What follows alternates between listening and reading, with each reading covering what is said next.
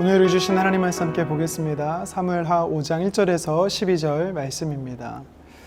이스라엘 모든 지파가 헤브론에 이르러 다윗에게 나와 이르되 보소서 우리는 왕의 한 골육이니이다. 전에 곧 사울이 우리의 왕이 되었을 때에도 이스라엘을 거느려 출입하게 하신 분은 왕이시었고 여호와께서도 왕에게 말씀하시기를 내가 내 백성 이스라엘의 목자가 되며 내가 이스라엘의 주권자가 되리라 하셨나이다 하니라. 이에 이스라엘 모든 장로가 헤브론에 이르러 왕에게 나아오매 다윗 왕이 헤브론에서 여호와 앞에 그들과 언약을 맺음에 그들이 다윗에게 기름을 부어 이스라엘 왕으로 삼으니라. 다윗이 나이가 30세의 왕위에 올라 40년 동안 다스렸으되 헤브론에서 7년 6개월 동안 유다를 다스렸고 예루살렘에서 33년 동안 온 이스라엘과 유다를 다스렸더라.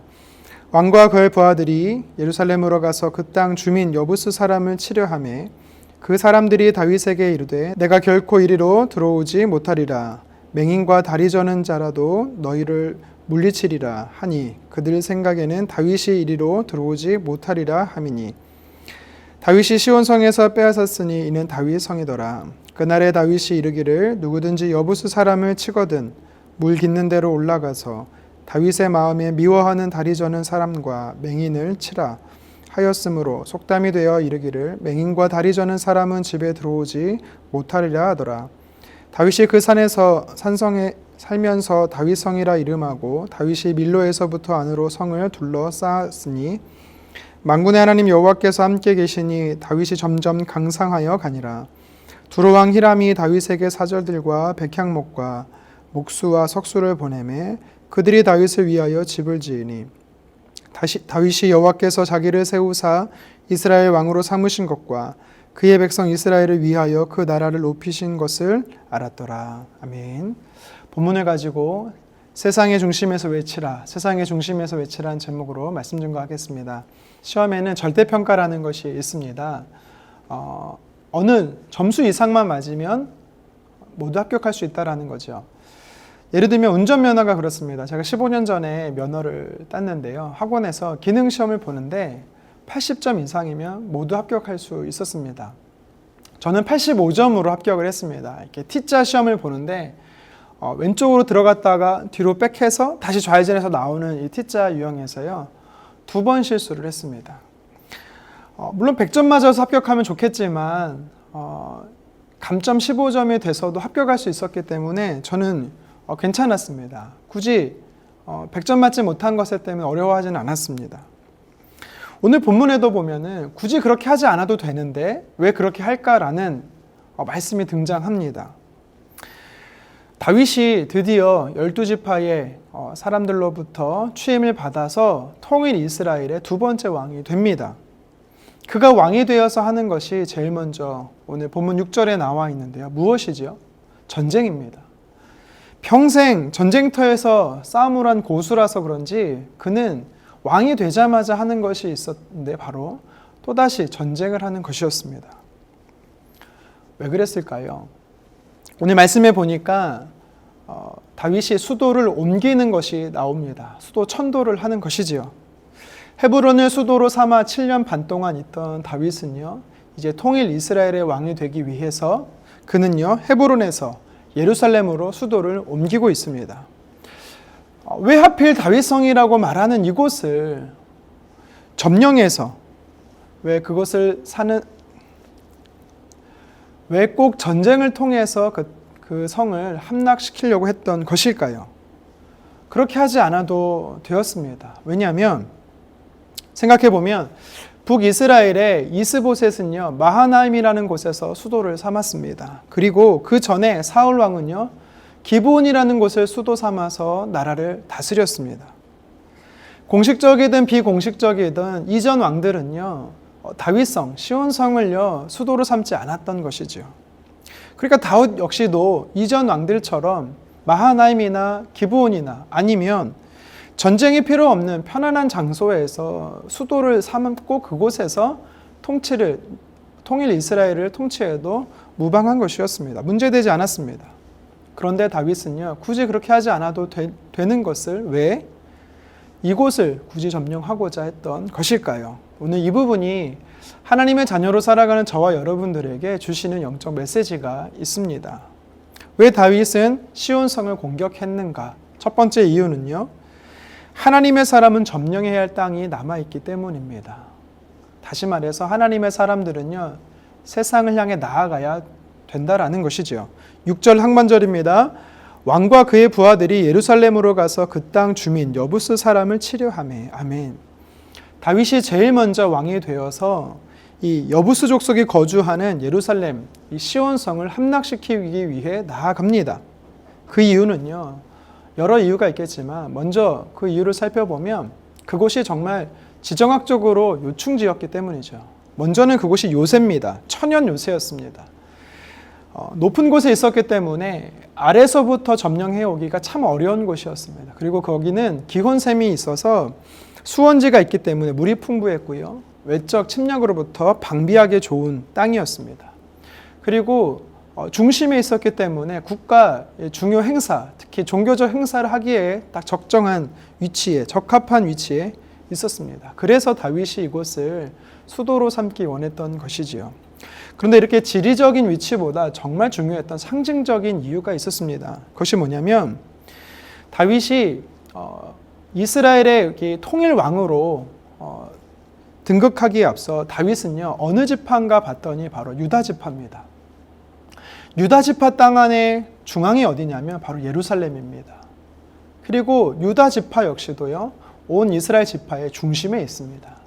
그러니까 다시 말하면 지금 다윗이 점령하고자 하는 이 시온성은요, 유다 지파의 중심일 뿐만 아니라 통일 이스라엘의 중심이 되는 지역이었습니다. 이런 상징성이 있었습니다. 그런데 문제는요, 여호수아 15장 63절에 보니까 여부스 족속이 차지하는 이 땅이 예루살렘에서 지금까지 아직도 미정복지로 남아 있었다라는 것입니다.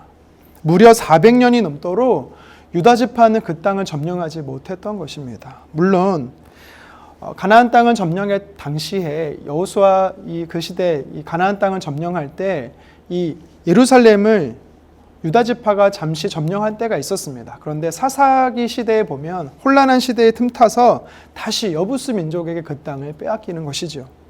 유다 지파의 중심이며 온 이스라엘의 중심이 되는 이 예루살렘의 이 시온성이 아직 미정복 상태로 남아있다는 것은요, 이스라엘의 수치고 그리고 통일 왕이 되는 다윗이 가장 먼저 풀어야 되는 숙제였던 것입니다.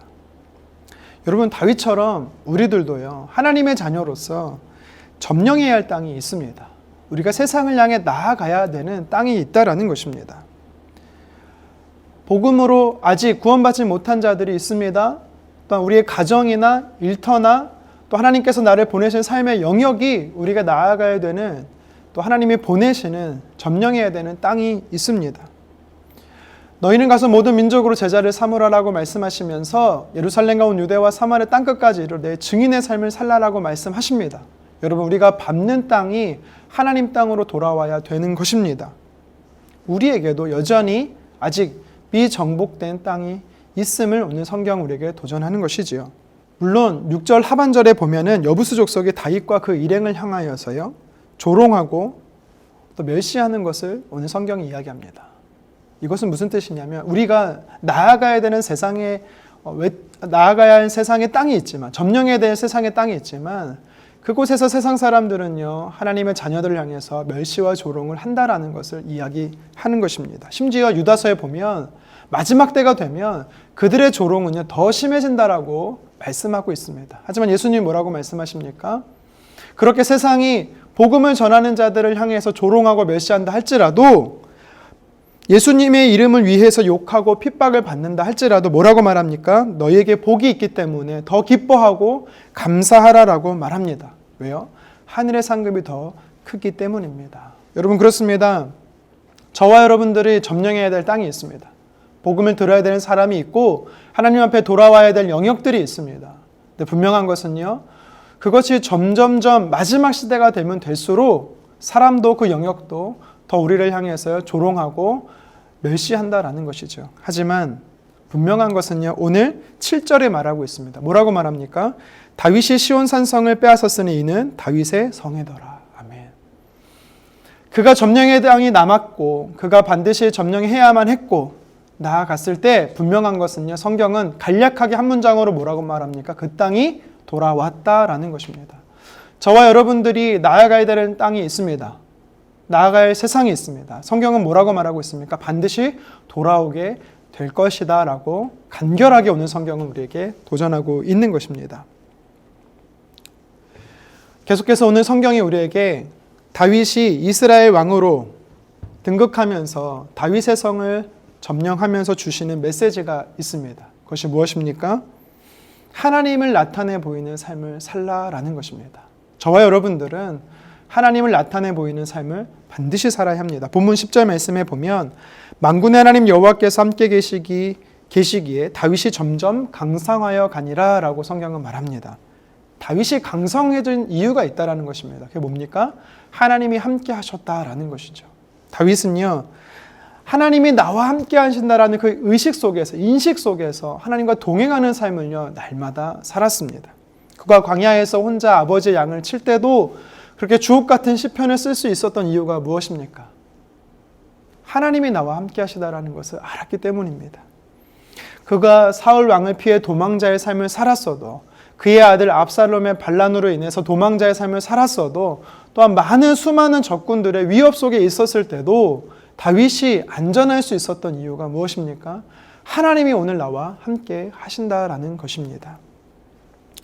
다윗은 하나님이 나와 함께 하신다라는 것을 인식하며 인지하며 살았습니다. 하지만 그것으로만 그치지 않았습니다. 도리어 그는요, 더 나아가서 12절의 하반절에 보면 다윗이 알았다라고 말합니다. 무엇을 알았습니까? 하나님이 자신을 왕으로 세운 것을 알았고 하나님의 영광을 위해서 그 이스라엘 백성들을 높여 세우셨다라는 것을 다윗은 알았다라는 것입니다. 다시 말해 함께 하시는 하나님이 나와 이스라엘 민족을 높이 세우셨다라는 걸 안 것입니다. 그러므로 인해서 그것을 통해 이방의 많은 사람들은요, 다윗과 이스라엘 백성들과 하나님이 함께 하시다라는 것을 본 겁니다. 그래서 오늘 11절에 보면 다윗을 위해서 이방의 사람들이 공물을 바치고 있는 것이지요. 다윗은 이전에도 함께 하시는 하나님을 나타내 보이는 삶을 살았습니다. 사무엘상 17장 46절에 보니까 다윗이 골리앗을 향해 물맷을 가지고 나아가 외치며 뭐라고 외쳤습니까? 달려가면서. 제가 한번 읽겠습니다. 오늘 여호와께서 너를 내 손에 넘기시리니 내가 너를 쳐서 내 목을 베고 블레셋 군대의 시체를 오늘 공중의 새와 땅의 들짐승에게 주어 온 땅으로 이스라엘 하나님이 계신 줄 알게 하겠고. 아멘. 다윗은요, 골리앗을 향해 나아가며 외쳤습니다. 하나님이 살아계심을 나타내 보이겠다라는 것입니다. 오늘 말씀에도 다윗성을 점령하면서, 시온성을 점령하면서 다윗은요, 하나님의 살아계심을 나타내 보였던 것입니다. 이스라엘 백성들이 요단을 건너 가나안 땅을 차지하기에 앞서 여리고성에 있는 사람들이 간담이 녹았다라고 말합니다. 왜 그들이 간담이 녹았습니까? 요단 땅에서 행하셨던 이스라엘 백성들을 향해 하나님이 어떠한 분이신지를 나타내 본 것입니다. 하나님이 어떤 분이신지를 본 것입니다. 그로 인해서 간담이 녹았다라고 말합니다. 광야의 이스라엘 백성도 마찬가지고 또 다윗도 마찬가지고 세상 사람들은요, 보는 것입니다. 하나님이 함께 하신 것을 본 것입니다. 역사하신 하나님을 본 것입니다. 다윗도 마찬가지고 이스라엘 백성도 마찬가지고 하나님이 어떠한 분이신지를 삶을 나타내 보였던 것입니다. 저와 여러분들도 하나님이 어떠한 분이신지를 우리 나타내 보여야 하는 것입니다. 이것이 우리의 사명인 것이죠. 마태복음 5장 16절에 예수님 말씀하십니다. 너희 빛이 사람 앞에 비치게 하여 그들로 너희 착한 행실을 보고 하늘에 계신 너희 아버지께 영광을 돌리게 하라. 세상 사람들이 너를 통해 보게 하라라는 것입니다. 우리가 하나님을 나타내 보여야 한다라는 것이지요. 우리가 하나님을 나타내 보일 때 하나님께서 영광 받으시는 것입니다. 다윗이 왕이 되고 나서 그가 제일 먼저 무엇을 했는지 우리는 말씀을 통해 살펴보았습니다. 그는요, 여부수 민족에게 빼앗겼던 다윗성, 시온성을요, 점령하고 있는 것입니다. 왜입니까? 그가 차지해야 될 남아있는 땅이기 때문이죠. 또한 그는요, 그 땅을 차지하면서 하나님이 어떤 분이신지를 삶으로 나타내 보였다라는 것입니다. 여러분, 이 사실이 우리에게 도전하는 것이 있습니다. 우리가 나아가야 할 세상이 있다라는 것입니다. 점령해야 될 땅이 있다라는 것입니다. 우리는 그 세상의 중심에서 하나님이 어떠한 분이신지를 나타내 보여야 된다라는 것입니다. 우리는 그곳에서 그리스도인으로서 예수 그리스도를 전해야 하는 것입니다. 400년 동안 아무도 하지 않았던 그 시온 성이었습니다. 다윗은 하나님의 영광을 위해서 그 땅을 차지한 것입니다. 여러분, 아무도 가지 않는 곳, 저와 여러분들은 복음을 들고 나아가야 되는 것입니다. 그곳에서 하나님이 어떠한 분이신지를 우리는 나타내 보여야 되는 것이죠. 우리는 패배자가 아닙니다. 하나님이 함께 하시기 때문에 우리는 날마다 강성해져 가는 승리자인 줄 여러분 기억하셨으면 좋겠습니다.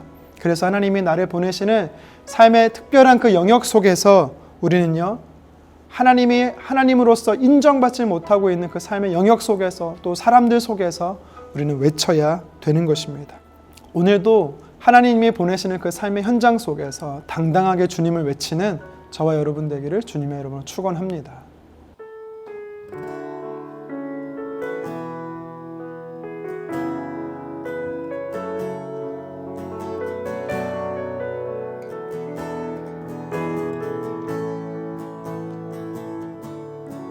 날이 저물어 갈 때 빈들에서 걸을 때 그때가 하나님의 때 내 힘으로 안 될 때 빈손으로 걸을 때 내가 고백해 여호와 다시 한 번 더 우리 모인 이곳에 주님 함께 계시네 누리네 아버지 은혜 적은 떡과 물고기 내 모든 걸 드릴 때 모두 고백해 여호와 주가 일하시네 주가 일하시네 주께 아끼지 않는 자에게 주가 일하시네 주가 일하시네 신뢰하며 얻는 자에게 다시 한 번 더 고백하시겠습니다. 날이 저물어 갈 때 빈들에서 걸을 때 그때가 하나님의 때 내 힘으로 안 될 때 빈손으로 걸을 때 내가 고백해 함께 믿음으로 선포합니다. 주가 일하시네 주가 일하시네 주가 일하시네 주께 아끼지 않는 자에게 주가 일하시네 주가 일하시네 신뢰하며 걷는 자 주님 함께 하심을 믿음으로 고백하면서 주가 일하시네 주가 일하시네 주가 일하시네 주께 아끼지 않는 자에게 주가 일하시네 주가 일하시네 신뢰하며 걷는 자에게